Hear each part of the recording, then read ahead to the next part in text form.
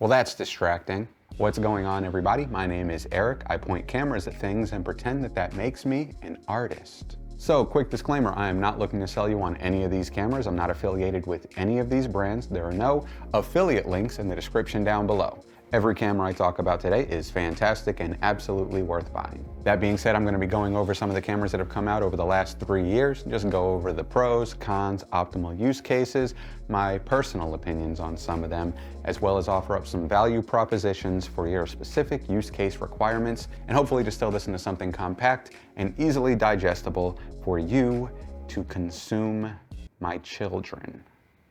And I am going to be breaking these up into 2 separate videos, high budget and lower budget. One, because if you're looking to buy a Komodo X, me talking about the value of buying a used Pocket 4K is next to irrelevant for you. And number 2, I don't feel like this video being over a half hour long is going to be a positive experience for either you or me. So with all that being said, let's get started with the cinema camera that your favorite YouTuber probably upgraded to this year, the red Komodo X. So the main selling points of the Komodo X are going to be its global shutter 6K sensor with 12.5 stops of dynamic range, modular form factor, and its internal RAW codec. So just so we're all clear, whenever I reference dynamic range, I'm going to be referencing CineD's lab results. That's where they take a Xyla 21 chart, run it through Imatest software in order to get as accurate dynamic range result as possible. So just as a point of reference, this value right here represents a signal to noise ratio of 2. That's generally what constitutes a clean, usable image and is the standard in both CineD and Gerald Undun's tests. So who am I to argue with that? I'm going to leave a link in the description for CineD's lab results. I feel like they're an invaluable resource to anyone looking into getting a new camera, or just anyone that's interested in camera specs in general. Anyway, some potential downsides, depending on your specific use case for the Komodo X, would be the fact that it's $10,000, and that's just for the body alone, its lack of internal NDs at that $10,000 price point, its middling low light performance if you wanted to use it for documentary work with uncontrolled lighting, and its modularity. Even though I did cite it as a positive, there are a lot of people out there that don't want to have to deal with the hassle of assembling and disassembling their camera whenever they need to travel or to put it on a stabilizer on set. So the next question I'm going to ask in these comparisons is, would there be any value in downgrading to the older model? And as far as the red Komodo X goes, I absolutely think so. The two are essentially the same cameras outside of some I/O ports and the ability to shoot 4K 80 frames per second on the Komodo X, as opposed to 6K 40 frames per second on the original Komodo. So if you can sacrifice a couple of slow motion capabilities, a 5-pin audio connection, the native V-mount as opposed to having to use an adapter plate, and some slight tweaks to color science, you can find a used Komodo kit for about $6,000 now, which is around half of what it would cost to get your Komodo X up and running. Now the Komodo X is absolutely a more fleshed out camera and arguably what the original Komodo should have been in the first place, but in terms of pure value, I absolutely think that getting an original Komodo would be the way to go. So moving on to Canon and the C500 Mark II, the standout features of this camera are going to be its full frame sensor capable of 13.1 stops of dynamic range. It has all your professional I/O ports, internal NDs, internal 6K RAW, flexible codec options, and solid autofocus. As far as the downsides, while the camera is coming down in price from its original $16,000 price point, it's only down to about $10,000 or $11,000. It also only offers EF or PL mounts, so it doesn't come with Canon's now standard RF mirrorless mount, making it slightly less adaptable. And its RAW isn't as optimized as some of the offerings you can get from Red or Blackmagic. But honestly, that's about it. Sub $25,000, I don't think you're going to get a camera that's as versatile or as high performing as this one. That being said, there's definitely still value in downgrading. The C300 Mark III is essentially the same camera with a Super 35 size sensor, but unless you need the EVF and slightly more professional I/O ports, I would personally skip over that and go down to the Canon C70, which can now be found at around $5,000 new or $3,800 used. The selling points for the C70 being its Super 35 dual gain output sensor with 12.3 stops of dynamic range, 10 stops of internal NDs, internal compressed RAW, and more flexible mirrorless RF mount at a lower price point than the two aforementioned Canon cameras. At this price point, the only couple of downsides would be its lack of SDI port and its somewhat awkward, oversized DSLR-shaped body. Heading into Sony, there's the FX9 at $12,000 new. So I'm gonna make this simple. Unless you have APS-C lenses or you really need 2 SDI ports, I would skip right over the FX9 and head straight for the FX6.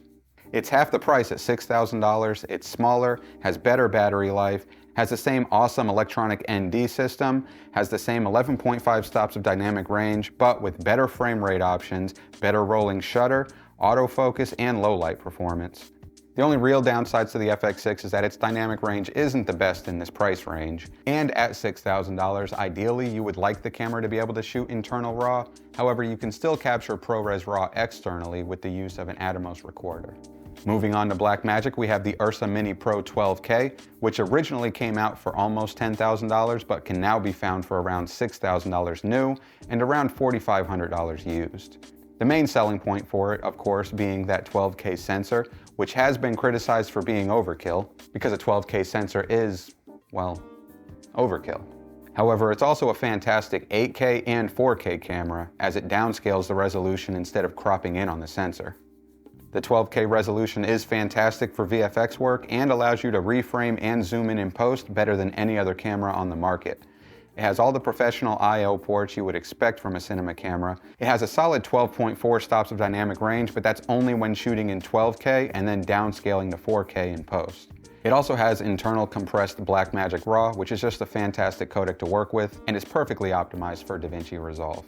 Cons of the 12K are that it's pretty bad in low light, although due to the high resolution, noise reduction actually works really well in post.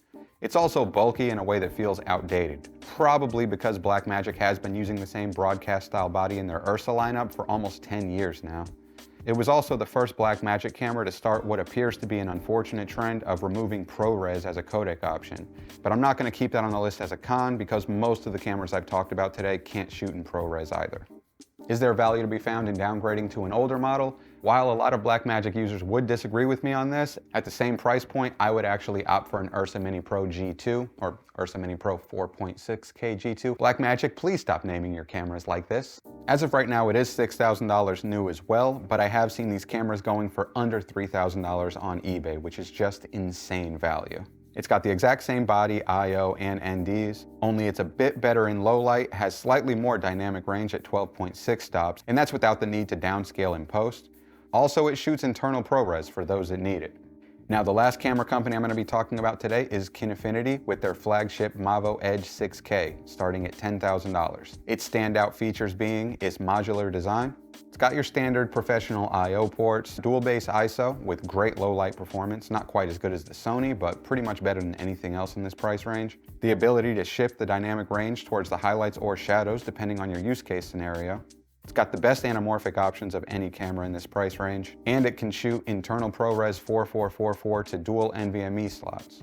Its downsides being that it starts at $10,000 for just the box. Honestly, the lowest bundle I can find to make this camera usable sits at about $14,000, and for a $10,000 camera, its rolling shutter and dynamic range are really unimpressive. So although it has Quad 4 ProRes, it feels a little unacceptable in 2024 to be selling a $10,000 cinema camera that's completely incapable of shooting any kind of RAW.